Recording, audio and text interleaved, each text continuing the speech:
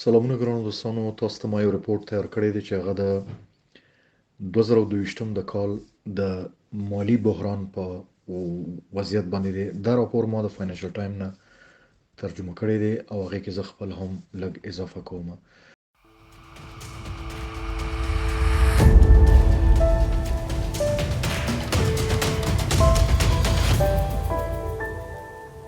ګرانو دوستانو، په فاینانشل ټایمز کې د 2022 کال په کړکېچن د اقتصادي حالاتو باندې یعنی ډیر زیات سرمایه د لاسه ورکړې دی. هغه مقدار لیکلی 10 تریلیون ډالر. دا میلیارډ هم نه ده، تریلیون دی چې دا ډیر زیات دی، ډیر زیات. دا بازارونه د مالی بحران رئیس په بدترین کال کې د 10 تریلیون ډالر څخه ډیر له لاسه ورکړي یا ورکړي دي. نو نړیوال سټاکونه نږدې 20% راټیټ شوي دي. د نرخ د لوړېدو او جګړې اغیزې د متحده ایالاتو لوی تخنیکی ډلې زیان لري. داسې په که تاسو ټیکنالوژي کمپنیانې وګورئ نو دې کې د امریکې ټیکنالوژي کمپنیانو ډیر زیات دوی تاوان لیدلی تر 20% پورې. نړیوال سټاک او بانډونه په 2022 کې د انفلیسیون په توګه له 10 تریلیون ډالر څخه ډیر لاس ورکړی دی. د نړیوال مالی بحران رئیس د شتمنیو بازارونه که تر ټولو لوی زیانونه رامنځته کړي. یعنی چې په نړیواله سطح باندې که تاسو هغه سټاک که بانډز نو 10 تریلیون ډالر دا ډیر زیات لوی خساره ده چې دا راپور په د امریکې او لندن په شریکه ده جوړ شوی او که تاسو د فاینانشل ټایم په دې تیر یکشنبه کې لیدلی او د تیر یکشنبه په ورځ دوی د 2022 د کال په پوره راپور ورکړ چې د کریپټو کرنسي په اړه څه نشته، د کې ټول د سټاکس او بانډز په اړه معلومات دي. او په دې رپورټ کې دوی یو ډیر ښه تفصیلی جوړ کړی دی او په دې تفصیل کې دوی د ټول نړۍ هغه په فوټسي لندن کې دی که نزدک په امریکا کې دی او که داسې بیا په دې کې مختلف کمپنیانې دي هغه یې چیړلی دی چې کوم کمپنیانو زیان کړی دی، تاوانونه لیدلي دي او کوم کمپنیانې ګټې کوي چې هغه په آخر کې هم ښکاره کیږي چې کوم کمپنیانې صحیح روان دي او کوم کمپنیانې تاوان کوي. او د دې وجوهات اقتصادي او سیاسي لحاظ نه پولیټیکل اکنامکس چې څومره هغه مارکیټ کې دغه لري کرایسس کې او د فاینانشل کرایسس د 2008 نه 2008 نه دای بدترین دی، بد حال دی. نو په دې اړه زه تاسو ته دا رپورټ تیاروم. ګران دوستانو په دې رپورټ کې د په لویه سطح باندې په ورلد انډیکس کې ته وګورئ په ګلوبل لیول باندې په نوم د MSCI. دا یو انویسټمنټ پلیټ فارم چیرته چې خلکو له ډایرکشن ورکوي کمپنیانو ته چې دلته به ته دا اخلي دلته به دا نه اخلي. هغه MSCI په رپورټ سره دوی دا وایي چې د 2008 نه را دې خوا د سوداګرو یا د بزنسمنانو یا د مارکیټونو د کمپنیانو ارزښت د کمیدو د 15 حصہ چې تک په یو دغه ونیسي هغه والیو که ته وګورې نو دا 15 حصہ تللی دی. لکه که یو لکینو نو هغه 10 تللی دی، یا که په فیصدي کې 100% نو 10% چې دا 10% کېږي چې دا کمښت شروع شوی دی په ټوله نړۍ کې د 2008 نه پس دا لوی کمښت دی. دا د وال سټریټ نه ونیسه تر شنګای او فرانکفورټ جرمني پورې دا ټول مارکیټ چې دا دینه افیکټ شوی دی. او کله چې MSCI دغه کوي هغه بیا د چاینا وي، د یوروپي او د امریکا دا ټول دوی په دې کې دغه کړی دی چې دې کې ټول راغلي دي. دا یو دې ته براډ MSCI وایي، آل ورلد انډیکس، چې د ټول نړۍ انډیکس دی کې دغه شوی دی ښکیل دی او زیان ټولو لیدلی دی. یعنی غونډ په نړیواله سطح باندې کته چاینا ته ځي که یوروپ امریکا ته ځي نو 20% دا مارکیټ چې دی بالکل ډاون دی، د ورس دی دا 2008 نه پس. نو دغه مارکیټ اوس مونږه ګورو چې د په راتلونکي وخت کې دوی بیا څه وایي، خو فلحال دا ده چې په 2022 کال کې چې کله دوی خپل هغه ټول رپورټ تیار کړ فاینانشل ټایمز په لندن او نیویارک کې او په خپل فرنٹ پیج کې دی دا ورکړی و چې د کال ختمېدو سره دا واضح شو چې د وال سټریټ نه ونیسه تر شنګهای او بیا فرانکفورټ د جرمني پورې لندن پورې چې ام اس سی آی څومره انویسټمنټ پلیټ فارم کې کمپنیانې وې هغه 0% خساره کې دی چې ما تاسو ته ویل چې یعنی 10 ټریلیون ډالر د خساره ډیر زیات دی. ګران دوستانو دلته په بلومبرګ اخبار یا ټلویزیون تاسو کاغه ګورئ دی هغه یو حواله ورکړی ریفرنس ورکړی دی چې د لسکلن بانډز چې کوم دی خرڅي هغه د ډیر زیات خلکو هغه خرڅ شو یعنی خلکو مجبور وو چې هغه خرڅ کی او په دې چې دغه هغه مارکیټ بنچ مارک چې دی کنه په لانګ ټرمز کوم چې قرضه اخلي کاش هغه ډایرکټ شوټ اپ شوی دی 3.9% 3.9% دا چې ټول نه تر لوی دی انوال کوم چې د بلومبرګ ریکارډ دی کنه نو هغه back to 1960s پورې زی د 1960 پورې یعنی د بانډز مارکیټ کته ګوره هغه د بلومبرګ ریکارډ دا ښیي چې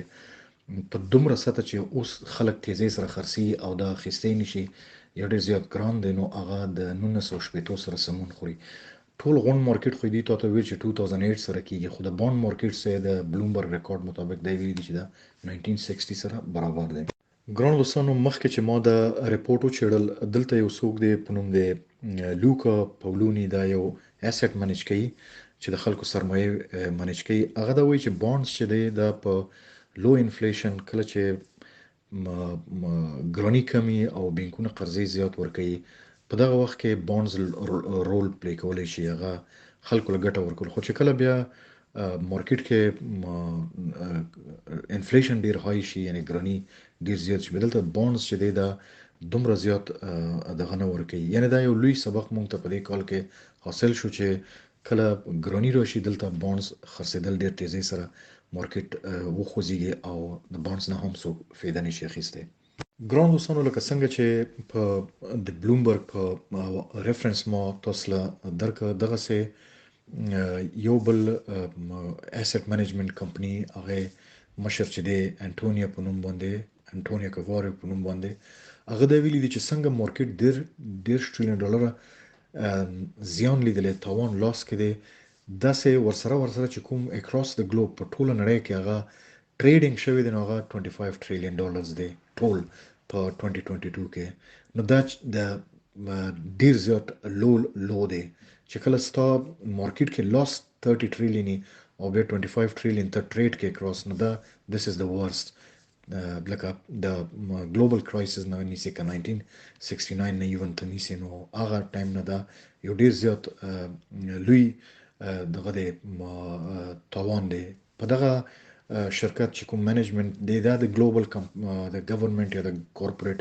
ډیټ کوم کمپنی چې دی د دې دا ټریکینګ کوي نو دی دا وی چې په 9.8 ټریلیون ډالر دوی هم تاوان لیدلې دي چې کله په دې ټریډ کې دوی دا ټریډ کوي د ځنې کمپنی چې ځان ته سپیشل د بانډز په مارکیټ کې هغه اخته یا په مختلفو وجوهاتو وجنه د دوی کوم ټریکینګ چې دی کنه نو کله چې 15 ټریلیون ډالر برخه کته شوی دی نو د دې په ټریک کې د ښکاری چې مخې چې دوی دلته هم 9.8 ټریلیون ډالر یعنی 14% په سلو کې دوی دا یو کمپنی د په نوم دی جنرال انشورنس چې هغه تقریبا د خې چې د تاوان 9.8 ټریلیون ډالر د چې دا هم ډیر زیات دی. ګران دوستانو دی هم داسې مخکې دا وی چې د دنه بل چې کوم په 2022 په ګلوبل 2022 مارکیټ خراب شو دی هغه یو وجه دا چې د امریکای فدرال ریزرو چې دی هغه انټرست ریټ ډیر زیات های ک نو کله چې تا انټرست ریټ ډیر زیات شي دلته بزنسز almost دغه شي سټاپ شي په دې چې کوم کاش چې ته بوروکې هغه ډیر زیات ګرانی نو دغه د وجه نه هم یو ډیر لوی تغییر په مارکیټ کې راغی ورسره چې کله راشیا په یوکرين کې هغه دغه وکړه هغه انویټ ک الته لاړ هغه قبضه کې ونیول یا جنگ دی بهر چې سم دی په فبروري 2022 کې نو دا فردر مارکیټ هغه چین سپلای چې دی هغه ډیسټرب شو لکه کته په مارکیټ کې ګوره څنګه چاینا مارکیټ کې رول لري داسې راشیا هم رول لري چې هغه په سپلای چین کې نن پورې موږ تاسو ګورو چې هغه ډیر زیات مارکیټ ګران دی. نو د حکلم دوی لیکلي دي چې دا درې وجوهات دي چې د امریکا فدرال ریزرو دی او یوکرین فاینانشل کرایسس دی او ورسره ترانسپورت یا دغه چې کوم لوجستکس دا ایکسپنسیو کیږي ایون 3-4 ټایم دا ملټیپلای کنو دا وجه هم یو ډیر امپورټنت. ګران دوستانو همدغه سه ک د ټکنالوژي کمپنیانو ته تاسو ګورئ نو د په خصوصي توګه باندې تیر پنځشنبه پر ورځ چې کله دوی دا چیرنه وکړه چې مونږ دا کال چې ریپورت ورکو د ټکنالوژي کمپنیانو څه حال دی. نو اول په سر کې د الکترونیک ګاډو کار میکر چې دی هغه ټیسلا دی چې دغه درېمه حصہ بيخي ختم دی، یعنی ډیر زیات لاس کړی دی. او بل چپ کمپنی دا انویډیا هغه 50% غورځیدلې ده. اپل او مایکروسافټ داسې 10% غورځیدلې ده. بل بیا یو لوی کمپنی ده الفبا چې هغه د 40% دا مارکیټ کې غورځیدلې ده. فیسبوک دی. اوورال د ریپورت کې چې مو وکړه دوی دا وایي چې یو بلو چپ کمپنی چې هغه په یو اس ان پی 500 دی یا په کا سٹاک ایکسچینج په لندن کې ته ګورې پاوند سره چې کوم تعلق لري نو دلته 10% غورځیدلې دی. نو د اس ان پی 500 سٹاک چې دی د 10% غورځیدو سره دا ښیي چې په نزدک کې چې کوم ټکنالوژي کمپنیانو فوکس لري هغه 33% هم غورځیدلې دی. دغه سه سی اس آی چې هغه د چاینا موومنت کنټرول کوي په کې د لیکلي دي چې 300 کوم کمپنیانو یا سٹاکس چې دی کنه هغه 23% د ډالرو په بیس باندې دا غورځیدلې دي چې بیا همدغه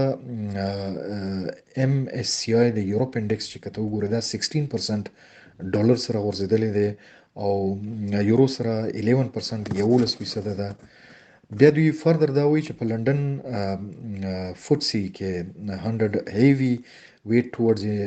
انرژي مایننګ او فارماسیوټیکل کمپنیز چې دي دا ډېر روان دي. دا په ټول نړۍ کې څومره هر یو کمپنی ده په دې کې صرف کوم کمپنیانو چې دی وخت کې کامیاب دي هغه فوډ اف ټی سی دی چې فوتسی ورته وي 100 هغه د انرژي کمپنیانو دي، یعنی اوبویسلی برښنا یا د کماین دغه برق یا د کته ورسره تیل یا د پټرول ډیزل یا کروډ اویل کته هر څه دی یا مایننګ چې دغه استخراج په غرونو کې کیږي په هر ځای کې د تیګو دا مارکیټ ډیر خره او فارماسیوټیکل د دوايانو کمپنیانو چې کوم اوبویسلی د کووډ 19 د په نړۍ کې ډیر زیات ما یو ته ریپورت کې جوړ دغه کړي و چې چاینا څنګه وغوښته چې خپل دغه سم کې بزنس شروع کړي نو 2.5 میلیون خلک بیا په کورونا وایرس په دې حالتو کې بیا فارماسیوټیکل کمپنیانو چې دی هغه ډیر زیات کامیابی ګران دوستانو دا یو لاند ریپورت مو تاسو له جوړ کړ 12 منټو مونږ وخت چې 10 منټو نه زیات شي. بهر حال دا مارکیټ ټوټلی زبر تاسو دایم دلته ګراف هم زه تاسو خیم چې $30 trillion مارکیټ لاس لیدلې ده په 2022 کې چې دا د هایست سنس د ګلوبل کرایسس دی. نو دا د zamankripto.com سره تاسو په یوټیوب کې او په ټیک ټاک کې اوسه تاسو په راتلونکي وخت کې هم زه ګټوري او تاسو د فیصلو چې په مارکیټ کې کته اوسه هغه دی کې بیسیکلی کرپټو مارکیټ نه سندې ویلي د ټکنالوژي کمپنیانو فارماسیوټیکل کمپنیز د دې نو فیوچر کې وزه د کرپټو جوړو خدای ما یو اورال ریپورت تاسو جوړ کړی. ډیر زیات مننه، خوشاله ورځ او خو وخت لري.